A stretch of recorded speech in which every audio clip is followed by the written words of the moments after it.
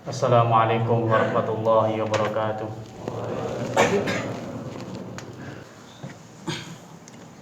Innal hamdalillah nahmaduhu wa nasta'inuhu wa nastaghfiruhu wa na'udzu billahi min shururi anfusina wa sayyiati a'malina may yahdihillahu fala mudilla lahu wa may yudlil lahu fala hadiyalah. Asyhadu an la ilaha illallah wa asyhadu anna Muhammadan abduhu wa rasuluh. Allahumma sholli wa sallim wa barik ala sayyidina Muhammadin wa ala alihi wa sahbihi ajma'in ba'du. Ya ayyuhalladzina amanu taqullaha haqqa tuqatih wa la tamutunna illa wa antum muslimun. Ya ayyuhalladzina amanu taqullaha wa qulu qawlan sadida yuslih lakum a'malakum wa yaghfir lakum dzunubakum wa may yuti'illahi wa rasuluhu faqad faza fawzan 'azima. A'udzu billahi minasyaitonir rajim.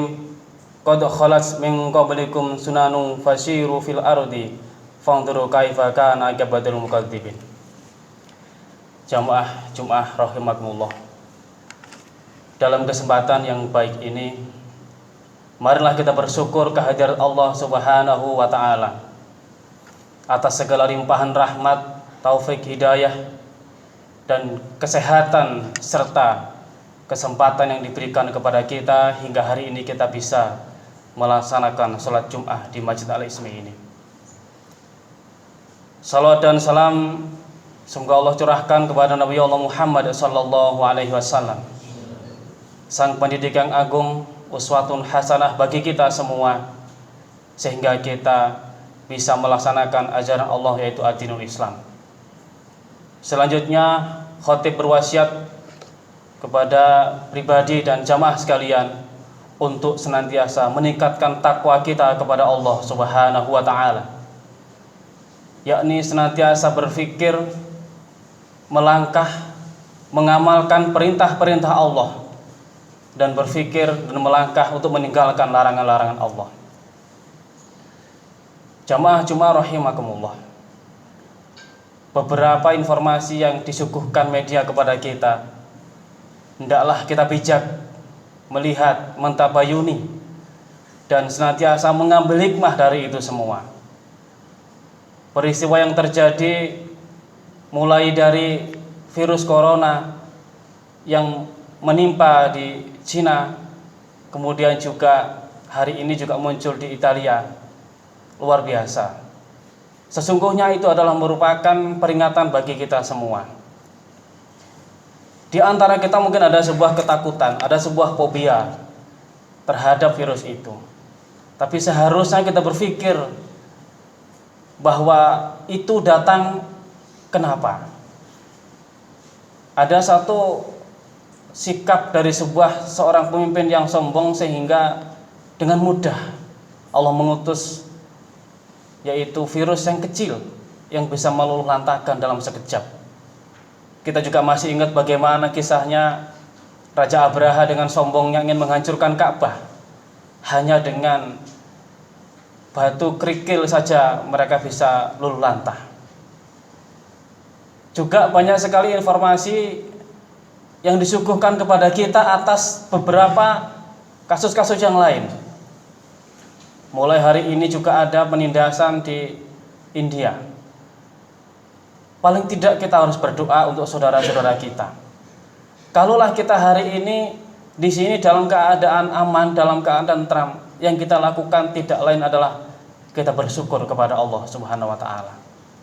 Mungkin mereka di sana begitu takutnya, kita di sini begitu nyaman beribadah.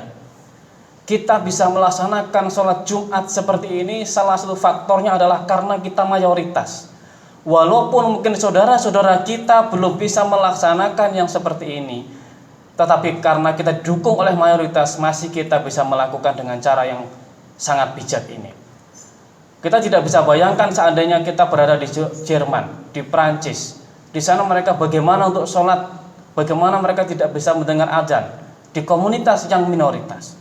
Maka dari itu kita masih bersyukur kepada Allah, kita masih ada di sebuah negeri yang mayoritas muslim. Kita bagaimanapun juga masih terbantu dengan mayoritas, walaupun seandainya yang mayoritas itu memang sangat banyak tidak melakukan sholat umpamanya, tapi kita masih tidak diprotes untuk melakukan sholat Jum'ah. Bagaimana di India hari ini? Begitu ketakutannya, masjidnya juga ada yang dibakar, dibantai orang-orangnya. Maka kita hanya hari ini bisa melaksanakan, mendoakan, dan kita bersyukur kepada Allah Subhanahu wa Ta'ala. Berbagai peristiwa perjalanan itu hendaknya kita harus mengambil satu pelajaran yang besar untuk kita, agar kita senantiasa mendekat kepada Allah, dan kita harus meringankan tangan kita untuk peduli, paling tidak peduli untuk mendoakan mereka. Kalau kita pelajaran dari satu kaum Samud, kaum Ad juga sama. Mereka di sana melakukan satu pengingkaran terhadap ayat Allah, kemudian Allah berikan azab. Yang sekarang juga masih ada, yaitu satu bukti di Madain Salih. Di sana dibuktikan bahwa masih ada ukiran-ukiran mereka. Peradaban-peradaban mereka dibangun dengan luar biasa, tapi ketika mengingkari ayat Allah, sesungguhnya sangat mudah sekali Allah menghancurkannya. Maka dari itu saya mengajak kepada kita semua untuk bisa menghayati, kemudian bisa merenungi apa yang terjadi di belahan bumi ini. Allah memberikan peringatan kepada kita ketika kita menjelajahi bumi, baik menjelajahi bumi dalam konteks fisik ataupun menjelajahi bumi dengan konteks dari dunia maya. Allah sampaikan, a'udzubillahi minasyaitonirrajim. Qad khalat min qablikum sunanun fasiru fil ardi fandur kaifa kana akibatul mukadzibin. Sesungguhnya telah berlalu sebelum kalian sunah-sunah Allah, karena itu berjalanlah kalian di muka bumi dan perhatikanlah bagaimana akibat orang-orang yang mendustakan ayat-ayat Allah. Pelajaran dari Allah ini bahwa kalau anak muda bisa jadi dimaknakan bagaimana kita berjalan menjelajahi bumi, entah itu mendaki gunung, atau entah kita hari ini juga diperintahkan berjalan melihat sesuatu yang terjadi. Oh, di sini ada sesuatu yang terjadi. Ada orang-orang yang mendustakan ayat Allah, maka kita harus mengambil pelajaran. Jadi kalau hari ini teman-teman di sini yang masih SMA, bisa jadi kalian mendaki gunung, mungkin Gunung Arjuna dan lain segala macam. Mungkin di sana ada sebuah pelajaran. Oh, di sini ada orang yang mendustakan ayat Allah, atau di sini ada yang maksiat. Maka ambillah pelajaran. Jangan tambah ikut maksiat. Maka di sini Allah perintahkan, ambillah pelajaran. Karena di sana dulu juga ada orang-orang yang mendustakan ayat-ayat Allah. Banyak sekali yang mendustakan ayat-ayat Allah. Kita tahu kalau mulai dari zaman Rasulullah Muhammad, ada Abu Jahal, ada Umayyah bin Khalaf, ada Walid bin Mughirah, dan masih banyak lagi. Mereka yang mendustakan itu disumpah ya. Pada saat itu karena mereka telah mencaci maki Rasul, maka Rasul mensumpah, kemudian benar-benar terbunuh di perang Badar saat itu, karena mereka mencaci maki saat itu. Maka hari ini saya berharap semuanya bahwa kita sebagai umat Islam, berhentilah kita saling mencaci. Lebih baik kita cari solusi, kita maksimalkan potensi yang ada. Kenapa hari ini negara-negara maju itu bisa menguasai dunia? Satu sebenarnya, kuncinya adalah ilmu pengetahuan. Seharusnya umat Islam sudah melangkahkan kaki ke situ, mentadaburi Quran. Berapa banyak ayat-ayat temuan sains yang ditemukan oleh orang Barat, kemudian orang-orang Eropa juga itu masuk Islam. Kita hanya bilang, kita hanya bilang, Masya Allah, Al-Quran itu benar-benar benar. Kemarin kita kemana? Kita lihat contohnya, salah satu contoh. Tulang sulbi kita ini nanti akan betul-betul